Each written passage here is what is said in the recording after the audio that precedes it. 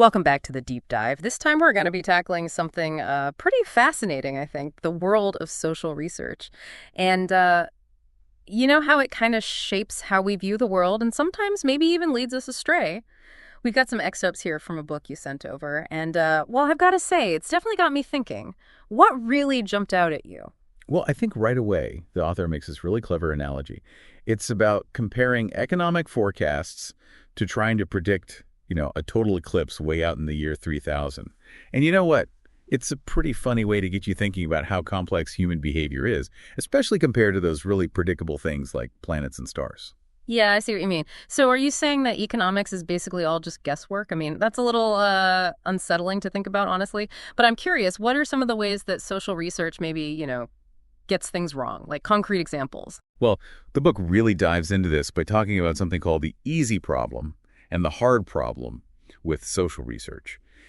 And the easy problem is all about, well, the research process itself. Like, think about things like p-hacking. P-hacking, what's that?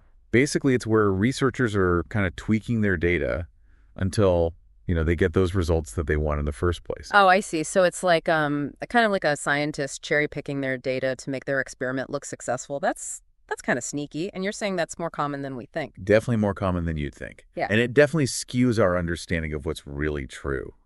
Okay, wow. Hold on. Are you saying that some of the published research out there could be based on manipulated data? That's kind of alarming. Makes you wonder how much of what we believe is based on this kind of, well, manipulation. What about this hard problem then? The hard problem gets into something even deeper, I think. It's about the sheer complexity of human behavior.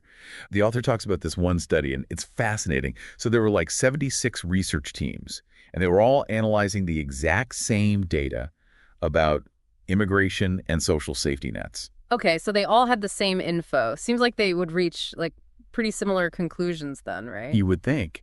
But the thing is, the results they got, they were all over the place. Like, some found a link, others found the opposite, and then some found absolutely no connection at all. Even with the same exact data, it was still so incredibly difficult to predict those social outcomes. Wow, that's really interesting. So it sounds like what the book is getting at is even if we could fix the problems with the research process itself, like this whole p-hacking thing, we're still stuck with this really fundamental problem of trying to understand something as unpredictable as human behavior. I mean, are we just doomed to never truly understand ourselves and how society works? Well, it definitely makes you wonder, right? But it's not about, giving up on social research altogether. Instead, the book is saying we need to move away from this idea of always looking for like absolute causality, those simple cause and effect relationships that, we think explain everything. The world is just way messier than that. Yeah, absolutely. So what it's saying is we should be focusing on what the author calls usefulness, like which theories and insights can actually help us make better decisions, even if they don't give us all the answers. I see. So it's more about like practical application than finding one single truth that explains it all. So basically, the book is pushing for a more pragmatic approach to social science. But I guess I'm wondering, how do we even define usefulness in this context? Like, what does that actually look like? Yeah, it's a good question. And the book has some really good examples of this. One that stood out to me was this whole thing about authoritarian durability. It's this theory that tried to explain like why dictatorships managed to stay in power. Oh, right. I think I remember reading about that. Yeah, and the theory, it seemed to work for a while, but then you have something like the Arab Spring happen, and suddenly everything's kind of flipped on its head. Right. It makes sense, though. It's like trying to use a map that's, I don't know, like 50 years old to navigate a city that's completely changed. Sure, the basic landmarks might still be the same, but the streets and the buildings, everything's different now. It really shows you how those social contexts can shift, and then suddenly those previously accepted theories they just become obsolete. But if theories can become outdated like that, how can we even evaluate which research is actually reliable? I mean, how do we separate the good stuff from the bad? The book actually uses this really interesting analogy to explain this, comparing social science research to two very different sports, basketball and rowing. And what it says is that social science is actually a lot like basketball. Okay, I'm intrigued. Basketball and rowing, social science. How do those connect? Well, think about it. Basketball is what you'd call a strong link problem. So you got a team, and even if some players aren't that great, they can still win games if they have at least one superstar player. Right, so the strength of that one really good player can kind of make up for, the weaknesses of the others. I think I see where you're going with this. Exactly.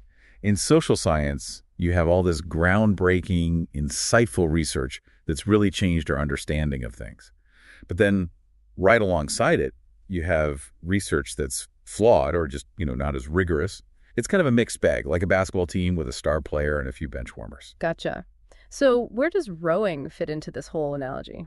Well, rowing is completely different. It's what you'd call a weak link problem. That means the entire team is only as strong as its weakest member. If just one person is off their game, the whole boat suffers. So even one weak link can bring down the whole team. But I'm still not quite seeing how that applies to, research. Well, the thing about social science is we can't just rerun history, right? So it becomes really difficult to definitively prove or disprove a theory. One success doesn't automatically mean a theory is perfect, and one failure doesn't mean it's completely wrong.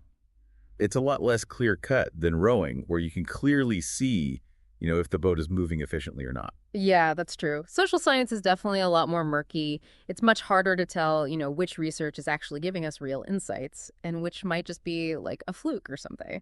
This is definitely making me think twice about taking any research finding as, the absolute truth. It really should. And the book actually points out another reason why this is so tricky. It's called the file drawer problem. So imagine this. You've got all these groundbreaking research findings, but they're just tucked away, hidden, because they didn't fit the narrative. That's the file drawer problem in a nutshell. Those studies that don't show the results that people were hoping for, they often just go unpublished. And that means we're only getting a very biased view of, the whole research landscape. It's like we're only seeing, I don't know, like half the puzzle. It makes sense, though. We're not seeing the whole picture. It's like judging a movie based on, I don't know, just the happy scenes or something. You're missing so much context that way. So what's the solution here? If we can't necessarily trust everything we read, how can we even use social research effectively? Well, the book suggests that maybe we need to shift our focus.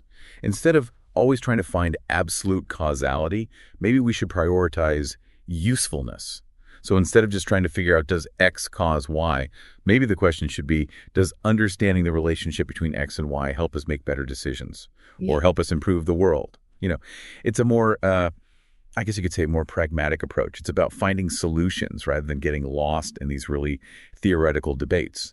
Right, I get it. So it's kind of like the difference between, I don't know, studying the theoretical physics of flight versus actually building a plane that can fly. Like, one is fascinating, but the other one actually gets you off the ground. So it sounds like the book is saying that research shouldn't just be insightful, it should also be actionable. Research that we can use to make a real difference. But I'm curious, are there any specific examples of this approach actually being used? Like, how do we actually take these complex ideas and translate them into real world solutions? There are. One that comes to mind is how the book revisits that whole authoritarian durability theory we talked about earlier. Yeah. The one that completely failed to predict the Arab Spring.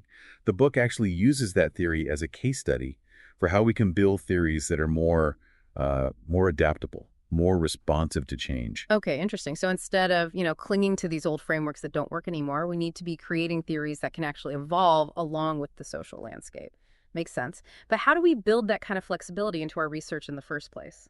Yeah, it's not easy, but the book does suggest a few ways we can start doing that. One of them is to prioritize research that actually has real-world applications. So that means encouraging more collaboration, between academics and people who are actually doing the work out in the world.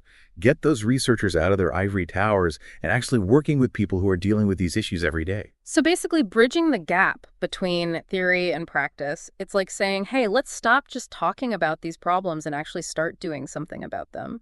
It sounds like we need to be thinking about social science, not just as an academic pursuit, but as a tool that we can actually use to solve real-world problems. But, if we're always going to be dealing with at least some level of uncertainty, how can we even be sure we're actually making any progress? How do we know all this effort is actually leading to positive change? Right, and that's where things come full circle. Remember the Fragile Families Challenge we talked about before? Yeah, the one where they were trying to predict, the entire life outcomes of children based on all this data they had. Ugh. Exactly. So the initial results of that project, they were a lot more humbling than anybody expected. They weren't actually able to predict individual outcomes accurately. But that project, it actually sparked this whole wave of innovation in social science. So it's like saying sometimes, failure can actually be a catalyst for progress. Exactly. What the Fragile Families Challenge proved was that, yeah, trying to predict individual outcomes with absolute certainty is incredibly difficult. But it also really pushed researchers to try and develop new methods and approaches that could actually, help us improve our understanding, even if we can't predict everything perfectly. It's like hitting a roadblock, but instead of giving up, you start looking for a detour. They use that challenge to find a whole new path forward. It's pretty encouraging to see that kind of resilience, even in the face of those setbacks. But I guess my question is, how do we make sure that all this progress actually translates into real tangible benefits? What are some of the concrete ways that social research is actually making a difference in the world? Yeah, it really is. Like you said, they kind of had to hit that roadblock to realize, okay, maybe we need to adjust our approach here. It's great that they didn't just give up, but I guess I'm still wondering, how do we make sure all this amazing research is actually translating into real-world benefits? Are there concrete examples of this happening? Oh, absolutely. There are tons of examples of how social research is actually making a difference out there. And the book actually highlights a bunch of them. One thing that comes up is how social research has been used to inform policies around things like poverty reduction and education reform. Okay, so it's not just theoretical stuff. It's actually being used to shape, real-world policies that affect people's lives. That's pretty cool. Do you have any specific examples? Yeah, for sure. So, for instance, there's been a lot of research done on the effectiveness of early childhood education programs, and that research has been instrumental in, advocating for increased funding and support for those kinds of programs, especially in disadvantaged communities. Right, so using the research to make the case for those programs and show why they're so important. That makes sense. What are some other areas where social research is having a real impact? Well, there's also been some really interesting work done on implicit bias. Yeah. Those unconscious prejudices we all have. Oh, right. Like the ones that affect how we see and interact with other people, even if we don't realize it. Exactly. And the research in that area has been really influential in promoting diversity and inclusion initiatives in workplaces and in educational settings. So it's actually being used to try and address some of those really deep-seated social problems that, we've been struggling with for a long time. Yeah, that's really important work. It's shining a light on these hidden biases that can have such a huge impact on people's lives, and then using that knowledge to actually try and create positive change. Are there any other examples that come to mind? Oh, tons. Another one that's really fascinating is how social research is being used in the field of public health. Researchers have been studying things like the social determinants of health. Social determinants of health. What does that mean exactly? It means looking at, all those social and economic factors that can impact people's health. Things like their income level, their access to education and healthcare, their living conditions, even their social networks. Oh, right, I see. So it's not just about individual behaviors or genetics. It's about understanding how all these social factors play a role in shaping people's health outcomes. Exactly. And that research has been really crucial in, developing public health interventions that actually address those underlying social and economic factors that contribute to health disparities. Okay, so it's about tackling those root causes instead of just treating the symptoms. That makes a lot of sense. It's you can give someone medicine for a cough, but if their cough is caused by, I don't know, air pollution in their neighborhood, you need to address that underlying issue too. Exactly. So it's about taking a more holistic approach to public health, one that recognizes that health is not just about individual choices, but also about the social environments that we live in. I like that, a more holistic approach. It's like saying we need to treat the whole patient, not just the disease. It sounds like social research is really playing a vital role in pushing for these more comprehensive solutions to some of our most pressing problems. But I guess I'm also wondering, with all the challenges we've talked about, the easy problem, the hard problem, all that, how do we ensure that we're actually moving in the right direction? How do we know we're using social research effectively and ethically? Well, that's a big question, and I think it's one that researchers and policymakers are constantly grappling with. But one thing that's really encouraging is that there's a growing awareness of the need for more rigorous and transparent research practices. And there are a lot of initiatives out there aimed at promoting those practices. Remember that whole p-hacking thing we talked about? There's been a lot of effort to try and combat that by encouraging things like pre-registration of studies. Right. So researchers have to lay out their methods and hypotheses ahead of time, so they can't just, cherry pick their data later on. Makes sense. But it's not just about the research itself, right? It's also about how that research is being used and interpreted. Exactly. And that's where things get really complex. Mm-hmm. Because even with the most rigorous research, there's always the potential for it to be, misinterpreted or misused, Right. especially when it comes to those really sensitive or politically charged topics. Right, like anything related to, I don't know, race or gender or politics, those are always going to be super sensitive areas. Absolutely. And that's why it's so important to be critical consumers of research, to always ask questions about the methods that were used, the funding sources, the potential biases that might be at play. It's also important to remember that research is always evolving. What might be considered true today could be completely overturned by new findings tomorrow. Right, it's like that whole thing about authoritarian durability. One minute it's a solid theory, the next minute it's out the window. It just shows you that social science is this dynamic, constantly evolving field. We can't just take anything at face value. We need to be constantly questioning and reevaluating our understanding of the world around us. It's a lot of work, but it's also incredibly exciting. And I think it's really important to be having these conversations, to be thinking critically about the role of social research in shaping our understanding of the world. So, with all that said, where do we go from here? If we're acknowledging all these complexities and challenges, how do we move forward in a way that allows us to gain real insights from social research? Well, I think it starts with a shift in mindset. We need to move away from seeking absolute truth and instead embrace the complexity and uncertainty of human behavior. But isn't the desire for clear-cut answers kind of baked into our DNA? How do we reconcile that with this idea of accepting that social reality is messy and unpredictable? It's tough, for sure. But I think it's about recognizing that social reality is constantly evolving, and our understanding of it is going to evolve along with it.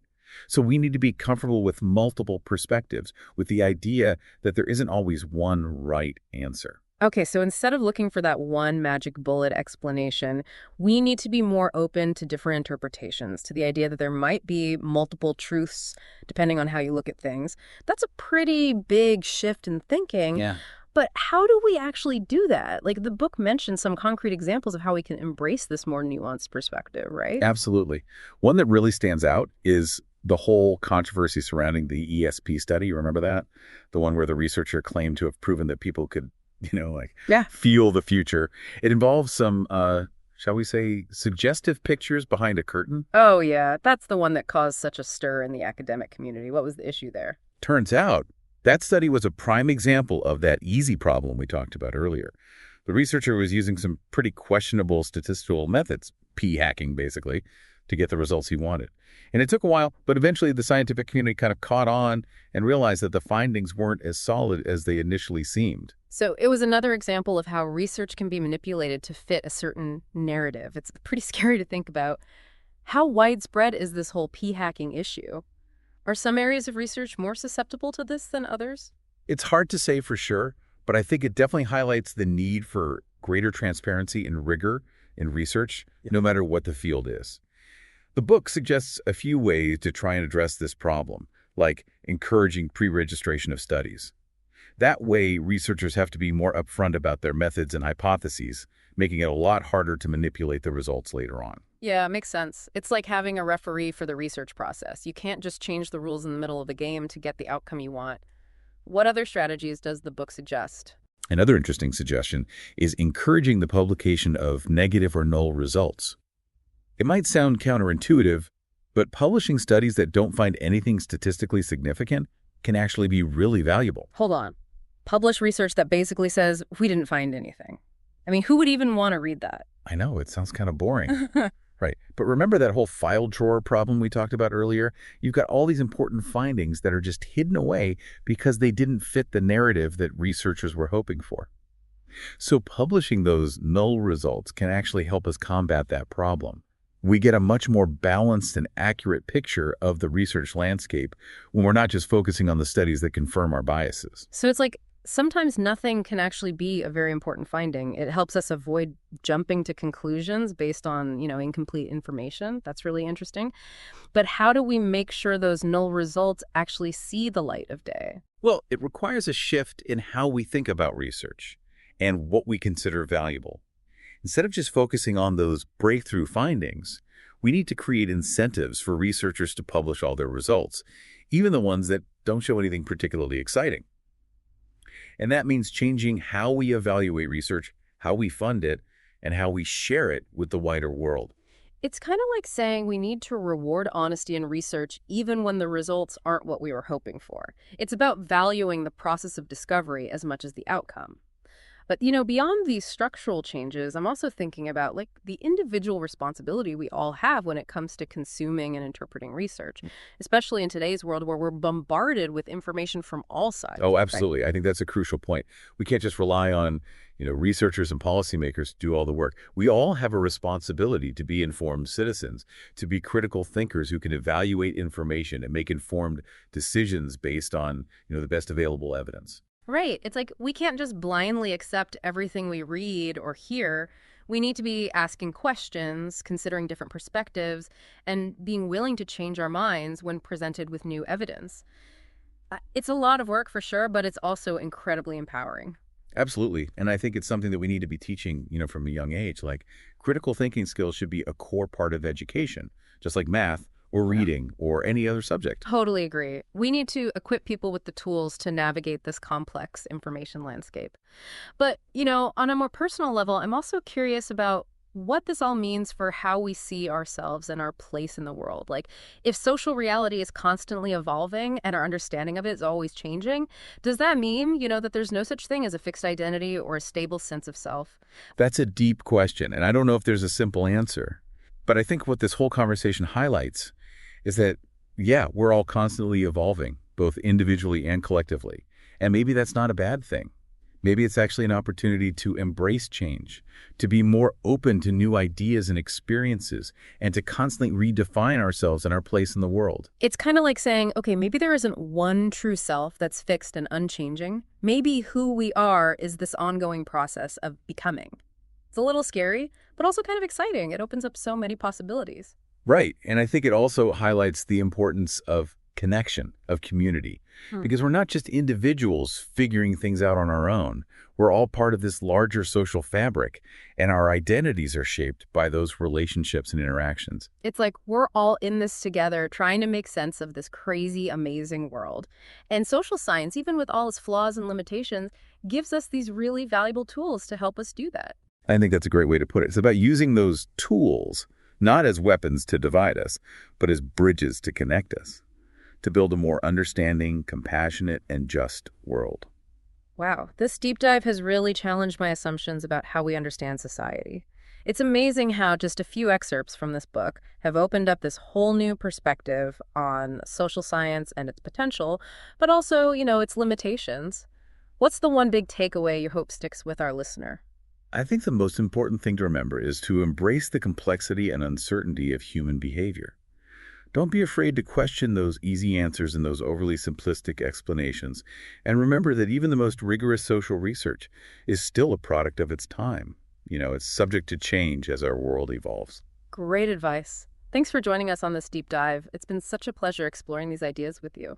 The pleasure was all mine. Thanks for having me. And to our listeners, we'll be back soon with another stack of sources ready to uncover even more hidden insights. Until then,